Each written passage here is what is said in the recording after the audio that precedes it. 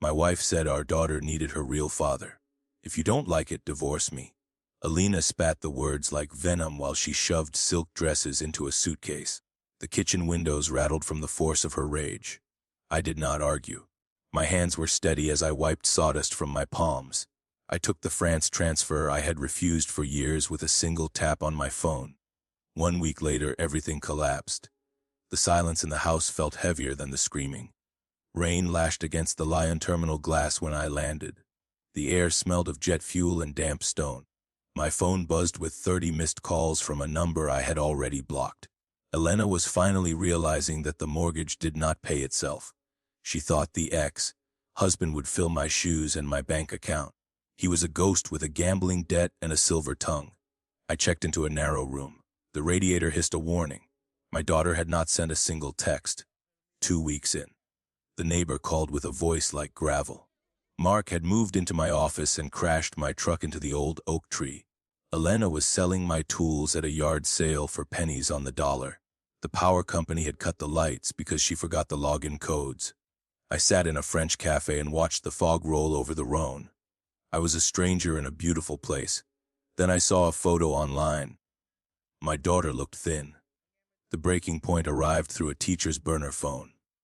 Maya whispered into the receiver while she hid in the school library. She told me the real father had taken her college fund from the ceramic jar. Elena was crying in the dark because the heater was dead. They were eating cold cereal by candlelight while Mark stayed out late. My chest tightened until I could barely breathe. The guilt was a physical weight. I booked a flight back to the gray Iowa winter that same hour. I walked into my own house with a sheriff standing at my shoulder. The smell of stale beer and rot hit me like a physical blow. Alina looked older than the month I had been gone. Her eyes were red and her pride was a tattered rag. Mark was gone with the jewelry and the silver. She tried to hug me, but I stepped back into the cold. I was the landlord now. I had bought the debt from the bank. She had no place left to hide. The courtroom was quiet except for the hum of the heater. I presented the recordings of her ultimatum and the bank statements of her theft. The judge did not look at Elena while she signed the custody papers. Maya sat on the wooden bench with her hands tucked in her sleeves. She looked at me and finally smiled. We were leaving for France in the morning. Elena screamed in the hallway until the guards took her arm. I did not look back at the wreckage. The taxi ride to the airport was silent and cold. Maya gripped her small backpack while she stared at the frosted Iowa fields. I watched the digital clock on the dashboard blink with rhythmic precision. My phone stayed dark in my pocket. I had already cut the final ties to the house on Franklin Street. We were moving toward a life that did not involve hiding from the shadows of the past. The plane was waiting on the tarmac. The terminal in Lyon felt different this time. The air was crisp and smelled of toasted flour and rain. I led Maya through the crowded arrivals hall toward our new apartment near the river. She walked with a stiff posture that told me she was still waiting for the other shoe to drop. My objective was simple. I had to build a sanctuary before the ghosts found us. We climbed the narrow stone stairs to the 3rd floor. Our new living room was bathed in the soft amber glow of the evening sun. I set the suitcases down and watched Maya explore the small space. She touched the smooth wooden table I had ordered for her sketches. A pile of French art supplies sat ready for her hands. For a moment the tension in her shoulders vanished. She looked like a child again. Then a heavy thud echoed from the hallway outside our heavy door. I peered through the brass peephole and felt my blood turn to ice. A man in a dark coat was standing near the stairs. He was not Mark, but he carried the same jagged energy of a hunter. He checked a slip of paper and looked directly at our unit number. I realized then that my location had been leaked. Someone back home had sold our safety for a price. Maya looked at me with wide eyes. "Is he here for us?" she whispered. I shook my head and reached for the latch. I opened the door just enough to block the view of the room. The man did not move. He handed me a thick envelope sealed with red wax. It was not a threat from the ex-husband. It was a formal summons from a higher court in Paris. Elena had filed a cross-border appeal for custody. She was playing her final desperate card. The document claimed I had kidnapped the child from her biological mother. I looked at the man and saw the badge clipped to his belt. He was a court official sent to verify Maya's presence. The sanctuary I had built was already under siege by a legal system I did not fully understand. I had to find a lawyer who knew international law before morning. The pressure in my chest returned. The battle was only starting. I closed the door and leaned my forehead against the cool wood. Maya was holding one of the new pencils, but she was not drawing. She was watching me with a look of profound sorrow. She knew that the real father narrative was a lie that refused to die. I had the truth on my side, but Alina had the momentum of a mother's claim. I picked up the phone. It was time to call in a favor. The call connected to Eric Jensen on the second ring. I told him about the red wax seal and the Paris summons. His voice was a low rumble over the bad connection. He said Elena had hired a shark in Chicago to coordinate with the French courts. My objective was to find a local advocate who could block the extradition. The clock in the hall struck midnight. I felt the walls closing in on our small French life. Morning brought a gray fog that choked the city streets. I walked Maya to the nearby school while checking every shadow for the dark coat. The pavement was slick with rain and fallen leaves. My goal was to meet an attorney named Claire near the Palais de Justice. She was a specialist in the Hague Convention on child abduction. I had all my documents in a leather binder. The weight of the paper felt like a shield. Claire sat in a tiny office that smelled of old paper. She flipped through the Iowa decree and the bank records I provided. Her eyes were sharp and blue like ice. She told me the French court would prioritize the child's stability over biological claims. We had the momentum until she reached the final page of the summons. Her expression shifted into a mask of professional concern. She pointed at a signature at the very bottom. The name on the page was not Alina or her new shark. It was Rick. The biological father had switched sides again after his arrest in Iowa. He was now claiming he never signed the original waiver. Elena had promised him a share of the house sale if he helped her win. They were a team of predators hunting for the same prize. My stomach twisted as I realized the scale of the betrayal. It was deep. I left the office and walked toward the river to think. The water was churning with the force of the autumn storms. My phone buzzed with a text from an unknown number. It was a photo of Maya sitting in her classroom at school. The person was watching her from the street right now. They wanted me to know that no door was thick enough. I ran toward the school with my heart hammering against my ribs. I found Maya in the courtyard and pulled her toward the exit. She did not ask questions because she saw the terror in my eyes. We jumped into a passing taxi and headed for the train station. My plan was to disappear into the mountains for a few days. The driver was a young man with a scarred face. He kept looking in the mirror. I realized we were being followed by a silver sedan with dark windows. The train to Annecy was boarding on platform 4. I shoved our bags into a locker and pulled Maya through the crowd. We doubled back through a service tunnel used by the staff. The silver sedan was still idling near the main entrance of the station. I saw Alina step out of the back seat with a look of pure madness. She held a phone to her ear. She was not alone. Mark was standing behind her. I pushed Maya behind a stack of steel shipping crates near the tracks. The air smelled of grease and cold metal. My goal was to lead them away from the service tunnel exit. Alina scanned the platform like a starving hawk. Mark trailed her with a limp that suggested his truck crash had left a mark. They had used the summons as a tracking device.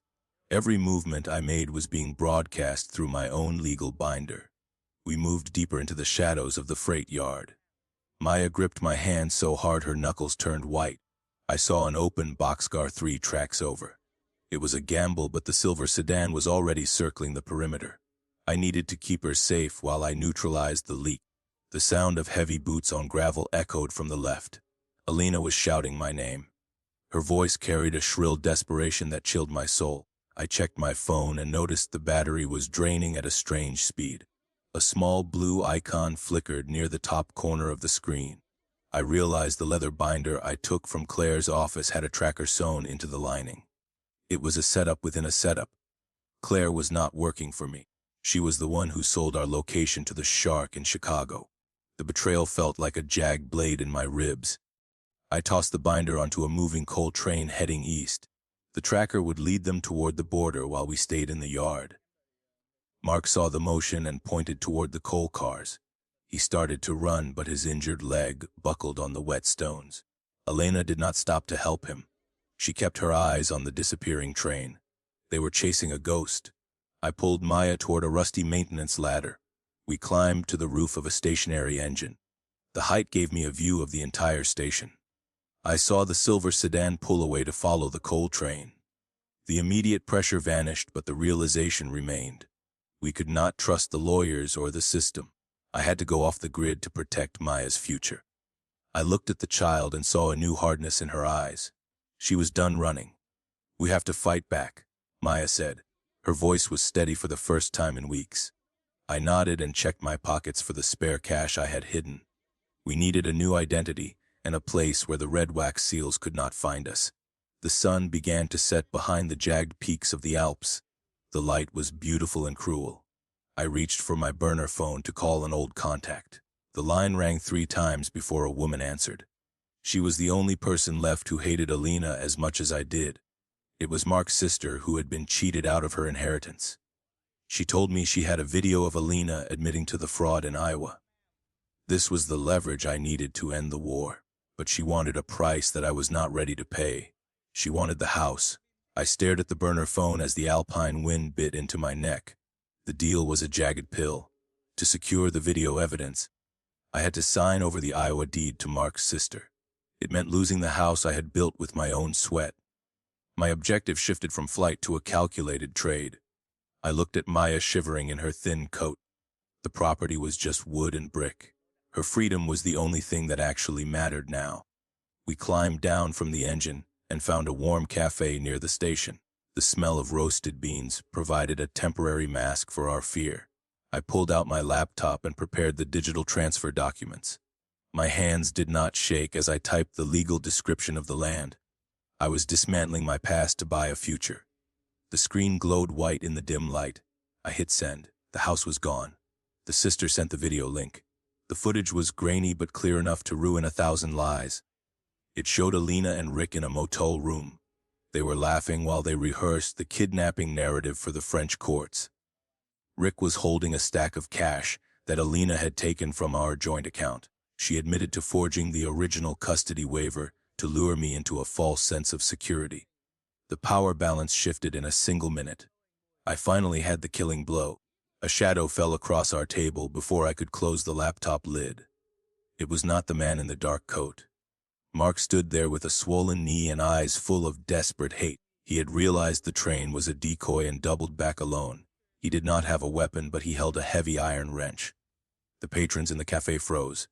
Maya let out a small gasp. Mark took a step toward the screen. "Give me the phone, Samuel," Mark growled. His voice was thick with the scent of cheap whiskey and failure. I stood up and shielded Maya with my body. I realized he was not here for the child. He was here because Elena had promised him a payout he would never see. He was a cornered animal with nothing left to lose. I held the phone high like bait. I needed him to swing first. I wanted the cafe cameras to see. Mark lunged with a roar that echoed off the tile walls. I stepped to the side and used his own momentum to send him crashing into a service cart. The wrench clattered across the floor toward the kitchen. The manager was already shouting for the police. Mark tried to rise, but his injured leg gave way again. He looked at the floor in silent defeat. I did not feel pity. I felt the cold relief of a man who had won. The police arrived within minutes and cuffed Mark against the counter. I showed the sergeant my digital folder and the video of the motel conspiracy. He nodded slowly and looked at Maya. He told me we had to stay for a formal statement. But then he whispered something that stopped my heart. Elena was already at the local precinct. She had filed a report claiming I was the one who had attacked Mark. The trap was still closing. The sergeant steered us toward the back of the precinct where the air smelled of floor wax and old coffee. My objective was to present the video evidence before Alina could poison the investigation. I felt the weight of the laptop bag against my hip. Every second mattered. If the French police processed her report first, they might detain me before I could speak. Maya walked close to me. Her hand was cold. We passed a row of holding cells. I saw a familiar face behind the bars. It was Mark. Mark was shouting at a guard while he gripped the iron slats with bruised fingers. He looked like a man who had finally hit the bottom of a very deep well. He went silent when he saw me. There was no more rage in his eyes. Only a hollow sort of regret remained. I realized then that he was just another tool Elena had used until the edges became dull. He had no money and no future left in Iowa. He was a broken man. I kept walking toward the light. We entered an interview room with a single metal table and a buzzing light. A woman in a dark suit sat waiting for us with a digital recorder. She introduced herself as Inspector Vassir. She told me Alina had already provided a sworn statement. According to her, I had lured Mark to the cafe to execute a planned assault. The pressure in the room was suffocating. I opened my laptop with steady hands. I did not waste time on a defense. I just hit the play button. The inspector watched the grainy motel footage without blinking or moving. She saw Alina laughing about the forged documents. She heard Rick's voice planning the payout from the house sale. The power balance shifted as the video reached the part about the tracking device. Vasir leaned back inside. Her eyes moved from the screen to my face. She was a mother herself, and I saw the recognition in her gaze. The lie was exposed. She closed her notepad with a sharp snap. Elena was done. "This is a serious matter of international fraud," Vasir said. She stepped out of the room to make a phone call to Paris. Maya leaned her head on my shoulder and let out a long breath. We were safe for a moment. But then the door opened again, and a younger officer walked in. He looked pale and nervous. He whispered something to the inspector that made her frown. My heart hammered. I knew that look. It was the look of a new problem, a big one. The officer explained that Rick had just been released on bail back in Iowa. He had used the last of his hidden cash to fly to France. He was not coming for the money anymore. He was coming for Maya. He had filed an emergency Hague petition at the airport in Paris. Because he was the biological father, the system had to freeze our movement. We were stuck in the precinct while the courts debated our fate. The shark in Chicago was still biting our heels. I looked at the legal documents on the table. The Iowa house was gone and the video was out. I had used my best weapons, but the biological tie was a knot I could not untie. Rick was playing the victim card with the help of a high-paid team. I had to find a way to prove he was a danger to the child. I remembered the ledger I left in the Iowa house. It contained more than just bills. It had his old threats. The problem was that the house now belonged to Mark's sister. I had signed the deed away an hour ago. I had to hope she would help me one last time. I sent a message to her through the encrypted app. I asked her to find the blue ledger in the crawl space. She replied within seconds with a photo of the pages. The handwriting was Rick's. He had written about his plans to disappear with Maya years ago. This was the proof of intent. I showed the photo to Vasir and she nodded. She told me this changed the entire scope of the Hague petition. It showed a history of planned abduction rather than a sudden move. But then a loud crash echoed from the front lobby. Someone was screaming my name in English. It was Rick. He had arrived at the precinct and he was not alone.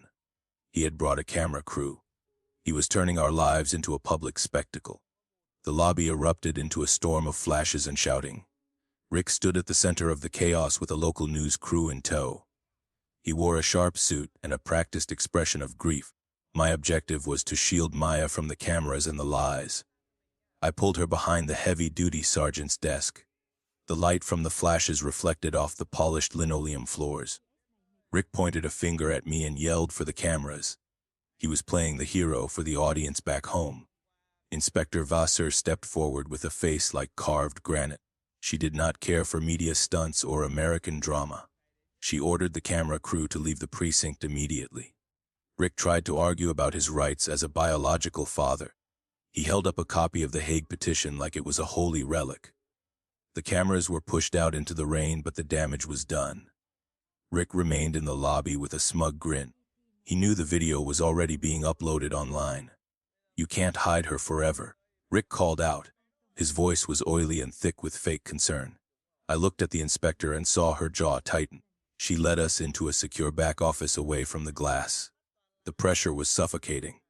I had the ledger evidence on my phone, but Rick had the public narrative.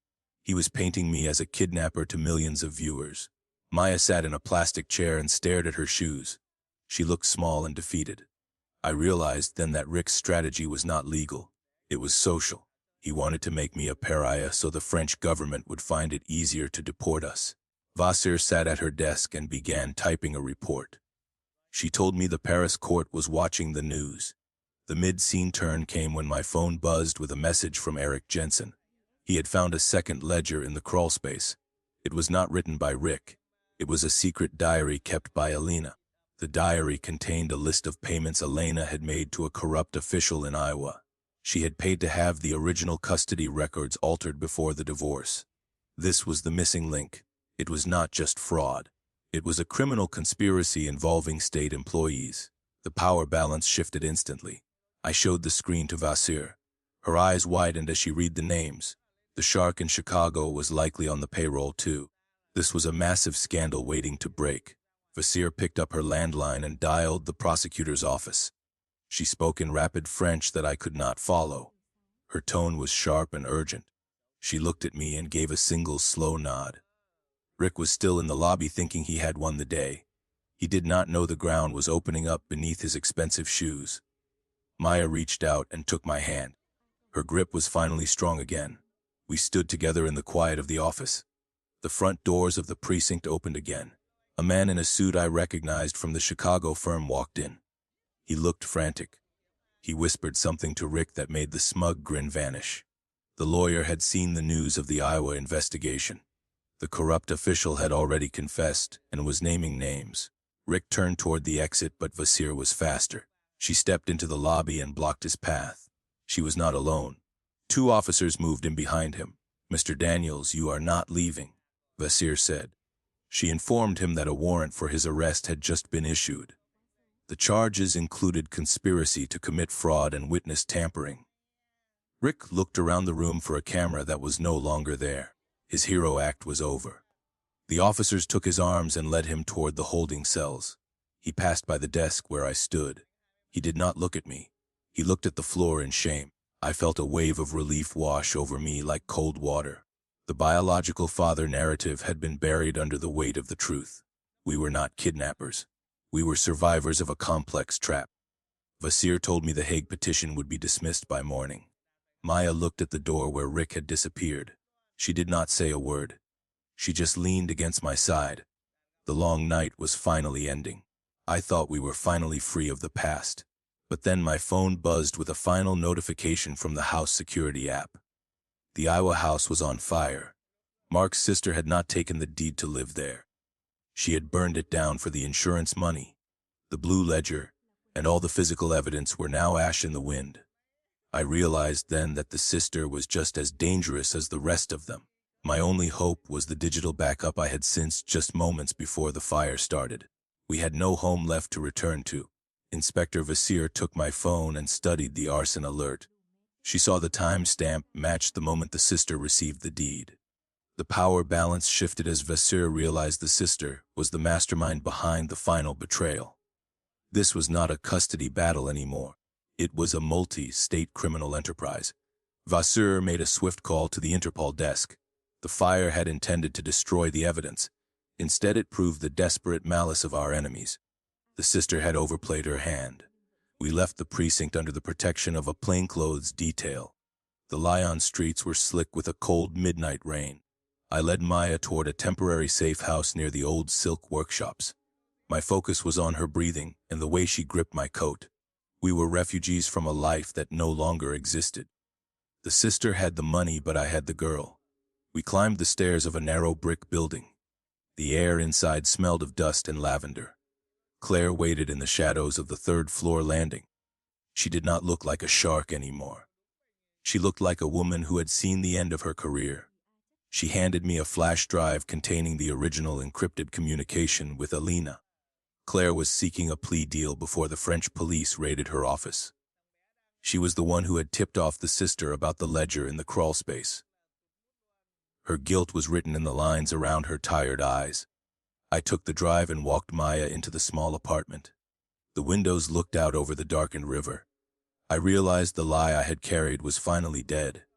I did not need to fix the house to be a father. The house was gone and I was still standing. Maya sat on the edge of the bed and looked at me. She called me her real father without any hesitation. The truth was finally louder than the noise of the world. A quiet knock echoed at the door. I reached for a heavy brass lamp and stood ready. It was not the police or a hunter. It was a courier with a letter from the Lyon Conservatory. Maya had been accepted into the prestigious art program on a full scholarship. The school had seen her sketches and ignored the legal chaos. We were not just surviving. We were starting over in a place that valued her talent. I looked at the daughter who had saved me.